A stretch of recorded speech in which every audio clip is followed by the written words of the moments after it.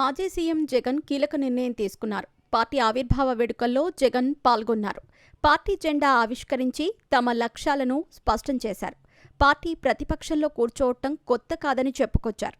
ప్రజల కోసం ఏర్పడిన పార్టీ వాయిస్ ఆఫ్ వాయిస్లెస్గా నిలుస్తుందని స్పష్టం చేశారు. 9 నెలల కాలంలో కూటమి ప్రభుత్వంపైన ప్రజల్లో ఏర్పడిన అభిప్రాయం గురించి వివరించారు. పార్టీకి కార్యకర్తలే బలమని పేర్కొన్నారు. ఎల్లప్పుడూ ప్రజల వెంటే ఉంటామని, ప్రజల తరపు పోరాడతామని ప్రకటించారు. వైసీపీ ఆవిర్భావ దినోత్సవ వేడుకల్లో పాల్గొన్న జగన్ పార్టీ జెండా ఆవిష్కరించారు. పార్టీ ఏర్పాటుకు కారణాలను జగన్ వివరించారు. 15 ఏళ్ల పార్టీ ప్రస్థానంలో ఎన్నో విపత్కర పరిస్థితులను ఎదుర్కొన్నామని గుర్తు చేశారు. వైఎస్సార్సీపీకి ప్రతిపక్షంలో ఉండటం కొత్త కాదన్నారు. 9 నెలల కూటమి పాలనపైన ప్రజల్లో వ్యతిరేకత పెరిగిందని చెప్పారు. వైసీపీ తొలి నుంచి విలువలతో రాజకీయాలు చేస్తుందని చెప్పారు. ప్రతి కార్యకర్త తమ పార్టీ అధికారంలోకి వస్తే చెప్పిన ప్రతి మాట నిలబెట్టుకుందని చెప్పుకునే విధంగానే వ్యవహరించామని చెప్పుకొచ్చారు. ప్రతి వైసీపీ కార్యకర్త ఏ ఇంటికి వెళ్లినా వెళ్లొచ్చని, ఎవరికైనా తమ కారణంగా జరిగిన మంచి గురించి చెప్పుకునే అవకాశం ఉందని పేర్కొన్నారు.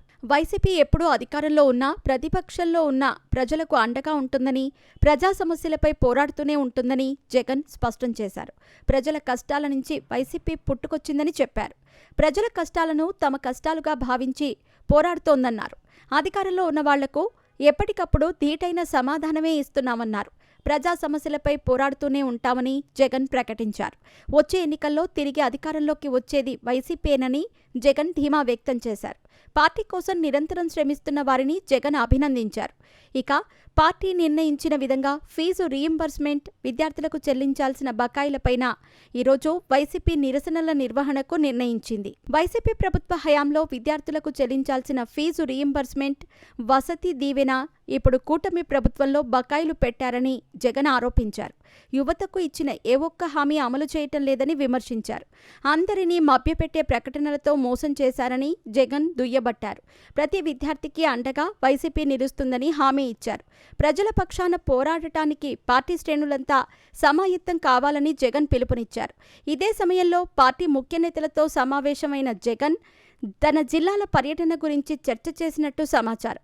ఈ నెలాఖరులోగా జిల్లాల అధ్యక్షుల నియామకం పూర్తి చేయడంతో పాటుగా ప్రజలతో మమేకమయ్యే కార్యక్రమాలకు శ్రీకారం చుట్టాలని నిర్ణయించారు.